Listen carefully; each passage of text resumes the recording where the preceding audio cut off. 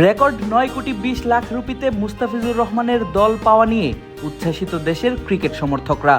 2026 আইপিএলে কলকাতা নাইট রাইডার্সের হয়ে খেলবেন কাটার মাস্টার।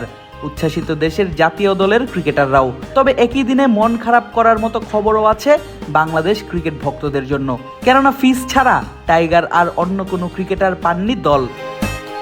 এবারের আইপিএলের মিনি নিলামে নাম লিখিয়েছিলেন বাংলাদেশের বেশ কয়েকজন ক্রিকেটার। তবে প্রাথমিক বাছাই শেষে মূল নিলামের জন্য তালিকাবদ্ধ হন 7 জন ক্রিকেটার। মুস্তাফিজুর রহমান ছাড়াও সেই তালিকায় ছিলেন তাসকিন আহমেদ, তানজিম হাসান সাকিব, রিশাদ হোসেন, নাহিদ রানা, শরীফুল ইসলাম এবং রাকিবুল হাসান। তবে তাসকিন ছাড়া বাকি 5 জনের নাম তোলাই হয়নি নিলামে। তাসকিনকে নিলামে তুললেও 75 লাখ রুপি ভিত্তিমূল্যের টাইগার এই পেসারকে কিনতে আগ্রহ দেখায়নি কোনো দল। শুধু তাসকিন নয়, আইপিএলের এবারের মিনি নিলামে অবিকৃত ছিলেন বেশ কিছু নামি দামি ক্রিকেটার। তালিকায় সবার উপরের দিকেই থাকবে ডেভন কনওয়ের নাম। এই উইকেট কিপার ব্যাটার ছিলেন চেন্নাই সুপার কিংসের গুরুত্বপূর্ণ অংশ। তবে তাকে এবার নিলাম থেকে নিতে আগ্রহ দেখায়নি কোনো দল। এখন যে কোনো ব্র্যান্ডের পুরাতন এসি বদলে নতুন ওয়ালটন এসিতে উপভোগ করুন 25% ছাড়। দল পাননি হার্ড হিটার জ্যাক ফ্রেজার ম্যাকগার্কো।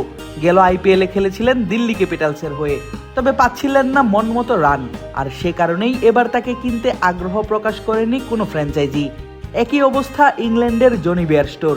তার ভিত্তিমূল্য ছিল মাত্র 1 কোটি রুপি। আইপিএলে 1,500-এর বেশি রান থাকা এই আক্রমণাত্মক উইকেট কিপার ব্যাটারের দল না পাওয়া নিশ্চিতভাবেই সৃষ্টি করেছে বিস্ময়।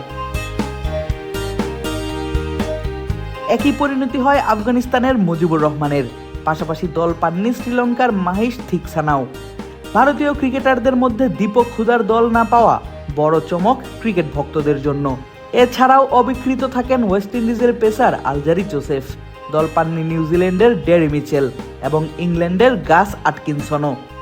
মূলত আইপিএল চলাকালীন সময়টাতে বিভিন্ন দলের আন্তর্জাতিক সিরিজ সূচি রয়েছে, যে কারণে অনেক ক্রিকেটারের প্রতি আগ্রহ থাকলেও পুরো মৌসুমের জন্য পাওয়া না যাওয়ার কারণে তারা দল পাননি বলে ধারণা করছেন ক্রিকেট বিশ্লেষকরা।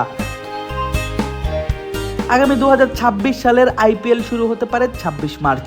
ফাইনাল ম্যাচ হওয়ার সম্ভাব্য তারিখ 31 মে। সব মিলিয়ে বরাবরের মতোই টুর্নামেন্টটি চলতে পারে 2 মাসের কিছুটা বেশি সময়। আর বিশ্বের সবথেকে বড় এই ফ্র্যাঞ্চাইজি ক্রিকেট লিগে এবার বাংলাদেশ থেকে খেলবেন কেবল মুস্তাফিজই। আদিবা শরাফ, ক্রিক ফ্রেঞ্জি।